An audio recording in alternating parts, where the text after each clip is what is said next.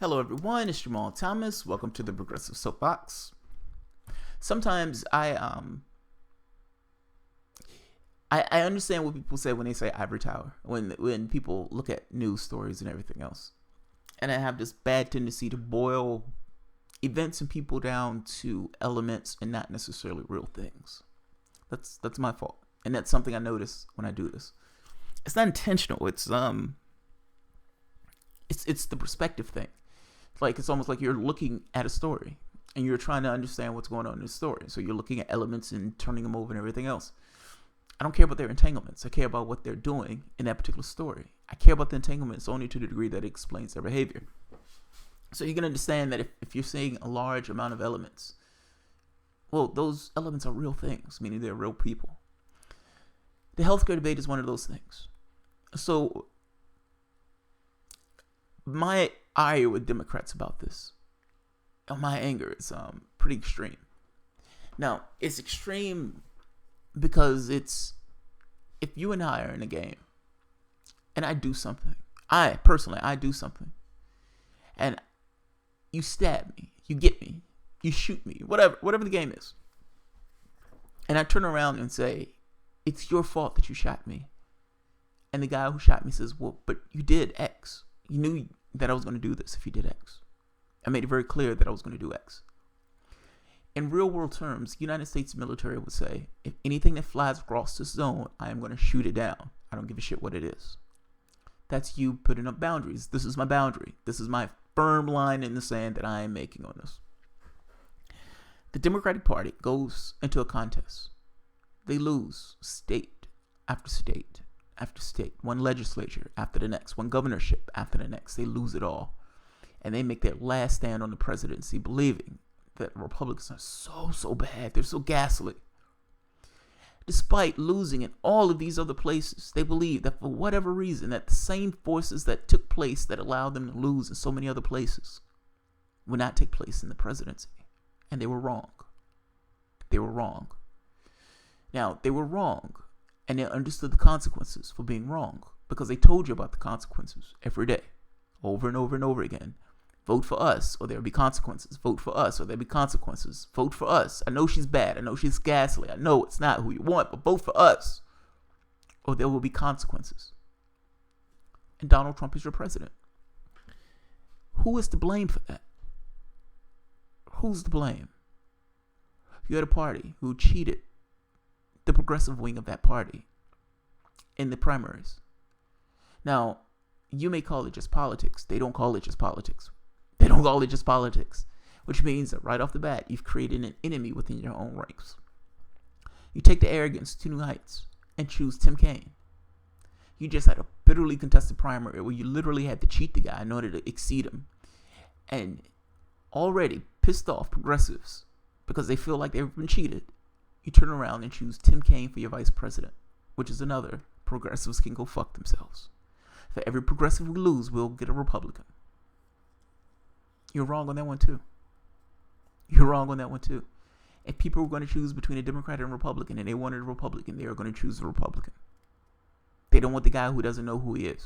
They want the guy who, he may be wrong, but he knows who he is. If you're a moderate Democrat, either you don't know who you are or you're lying to yourself. I don't like either one of those situations. Which means as a Republican, you're not getting my vote. As a progressive, you're not getting my vote. And yes, as a Hillbot, you will get that vote. The Hillbot vote is not enough. And you lost everything. Showing you that fact that the Hillbot vote is not enough. Now, all that said, you ran in a way where you believe that the American public had no choice but to put you in that office. That's how you ran. And you were wrong. Now, if you ran that way, and you knew the consequences for losing, and you had evidence showing over and over again that if any Democrat to lose, you would be the one to lose. All the evidence was there for you. It was before you. You could see it. But your party wanted to have its way. And it pushed and pushed to have its way. And you failed. You failed on a massive fucking level. Understand the gravity of your failure. Understand the gravity of your failure. I am putting moral quagmires in doing this. Because I'm stuck in a situation of, do you be honest if honesty leads to ghastly consequences? Imagine that situation. And maybe I'm the only one who's feeling this particular way. Or maybe this is my own little quagmire. But I'm stuck in a situation of, my job is to be as honest as I can possibly be. And I see somebody who's a fucking maniac, who I honestly believe is a despicable person. And if anybody can cause immense harm in that office, he could. But I had the same feeling about Hillary Clinton. I did. You guys thought she was moderate and sane and everything else. What you guys are mistaking, or what you guys are looking at, is tone. There's a difference between tone and substance. Obama had nice tone, but he was doing very nasty things. He was murdering people abroad. I can't even say he was killing terrorists, because the majority of people killed were civilians. That guy with the smile was murdering civilians. He's a murderer. He should be in prison. I know you like him. He's Obama. He's the first black president. He should be in prison. He should be in prison. So should George Bush. And at this point, so should Donald Trump. Explain to me the bill or the law or the thing that Congress passed that allows Trump, Obama to be in any of those countries. Explain it to me. Present that information. His most ardent supporters, present me with that information. Because if you can't present me with that information and you yourself are still screaming about the Constitution says both of those people should be in prison. That's a detour. I'm sorry. I'm just making this point that if the Democratic Party understood the threat and they went through behaving that way because they thought they can put a gun to the head of America, then they deserve to lose. And the consequences of that loss is on them. It's on them. Mitch McConnell here with the shit-eating grin. That's the grin he gets when he's thinking, I'm going to cut healthcare from a lot of people. And I'm going to give kickbacks to the people who pay me to give them kickbacks. That's the grin you get when you get your way. That's the grin you get when you win. Even when you're going to do ghastly things with that win. The Democrats are at fault. They knew what was going to take place. They knew Republicans were going to gut that healthcare bill. They knew they were going to do any and everything they could to discredit it and destroy it. And they knew that if they got in office, they would have absolute power to do so. And guess what they're going to do? What the Democratic Party knew Republicans were going to do. Who are you mad at? Who are you mad at? Who's your anger go towards? The people who said what we're going to do, or the people who allowed them to do it? This is Think Progress. New poll shows the majority of Americans are unaware that Trumpcare slashes Medicaid. Just 38% of people polled knew Republican healthcare bill makes major cuts to Medicaid. Because most people don't pay attention to this shit. Most people don't. Most people try to live their lives. They honestly believe, a lot of people, that this politics stuff boiled down to some degree of, I die on the flag or I bleed on the flag because I love America. It boils down to who's paying them. I'm sorry, you've been disillusioned. The people who are in power are not working for your interests. They're working for the interests of people who are paying them based on very understandable principles. Maximize your influence. Maximize your profit. Same thing applies in politics. What allows this particular individual to get the best seat at the table? I need to get money to get elected. How am I going to get elected? I'm going to get money from the people who have the money to give me that money to get elected. And I'm going to lean their way. If I'm in the Republican Party, there's no conflict. I'm going to take that money and I'm going to talk about freedom. Because it is freedom for the people who are paying me, not for the stupid people who are voting for me. And that's wrong. I'm not going to say stupid people. Disillusioned people. People who have cultural identity with the Republican Party. Whatever you want to call it. As Senate Republicans aim to force a vote on their version of Trumpcare, a bill that was written in secret without public hearing, despite the fact that it will reshape 1/6 of the U.S. economy and impact the lives of millions of Americans, most people have been left in the dark. Now, let's not pretend that the whole Obamacare thing was in the open either. Let's not pretend that. When they did Obamacare, Obama said it was going to be in the open. We're going to talk. It wasn't in the open. It wasn't in the open. It was 3,000 pages of legal jargon. Last month, House passed a version of the bill which would strip healthcare from 24 million people, according to the nonpartisan CBO, Congressional Budget Office.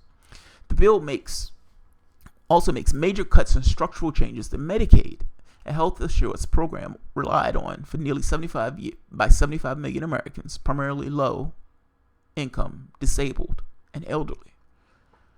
The Senate version of Trumpcare goes even further, according to the draft released by Mitch McConnell on Thursday, effectively phasing out Medicaid entirely. That's amazing. I mean, right there by itself, that's amazing. Moderate Republicans have expressed discomfort with the severe cuts to Medicaid, with the strongest objection thus far coming from Senator Dean Haller of Nevada on Friday. I cannot support a piece of legislation that takes away insurance from tens of millions of Americans, hundreds of thousands of Nevadans, the senator said at a press conference in Las Vegas. Hours later, America's First Policies, a pro-Trump group run by several of President Trump's campaign advisors, announced it was launching a 7-figure advertising campaign against Haller, Politico reported. Haller is widely viewed as the most vulnerable incumbents up for election in 2018. Ironically, President Donald Trump made protecting Medicaid a key component of his campaign, vowing to save Medicare, Medicaid, and Social Security without cuts in his speech announcing his candidacy. Now, here's the thing.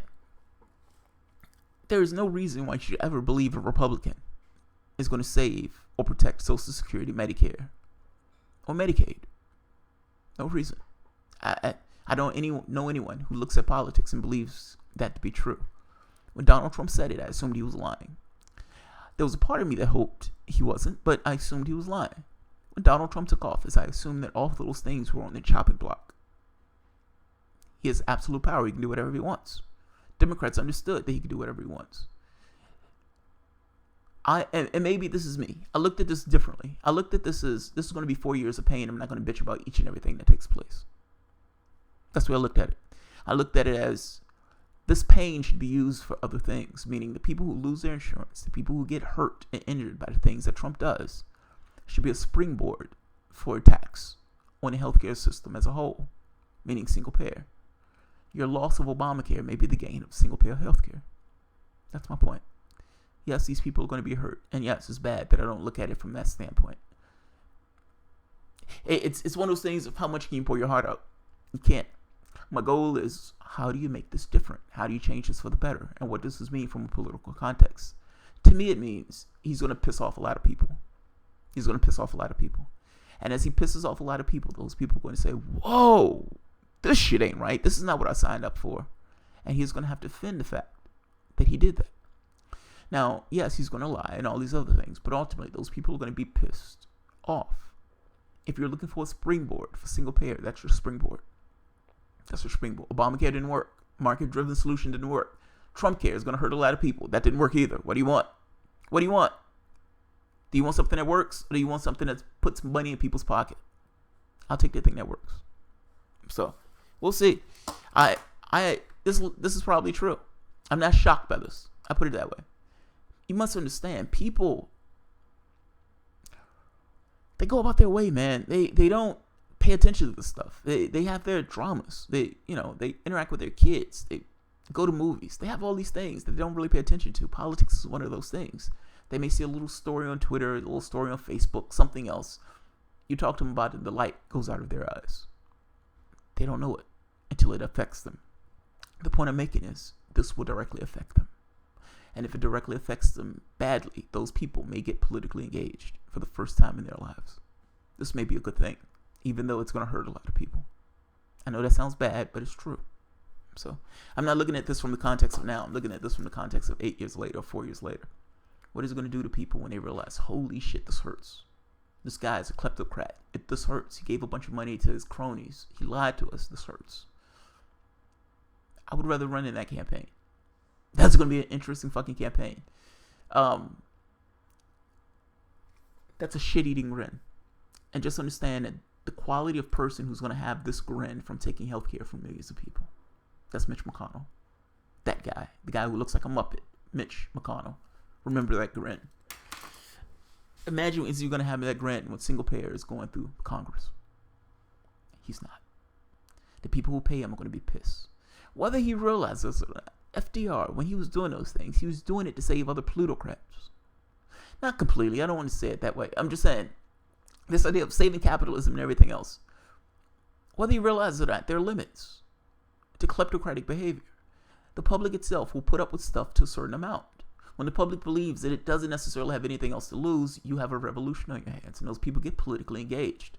If you're going to attack these people in the sense of healthcare, and these people feel like, wait a minute, I don't have healthcare anymore, I can't afford healthcare anymore, do you honestly believe those people are just going to sit back, or are you going to think those people are going to try to find something, some avenue to undermine the system? They're going to find some avenue to undermine the system.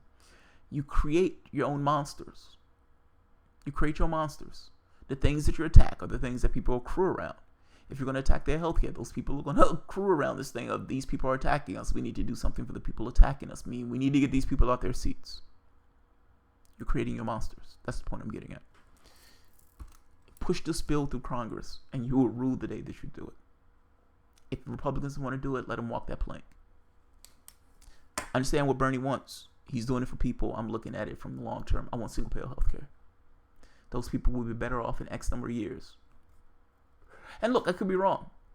And so this is a completely jaded comment in me saying it this way. But I just have no power whatsoever to do anything about those people losing their healthcare, and neither do Democrats. Neither do Democrats. So what are you going to do?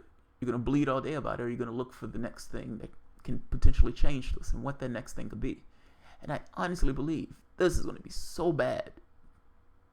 Obamacare had, what, a 50% approval rating. What do you think this is going to have? What do you think this is going to have? And do you think this is going to be an albatross around Trump's neck when he runs in 2020? Depends on how fast they try to implement it. He may push off the implementation of it until after 2020 or something like that, but we'll see. We'll see.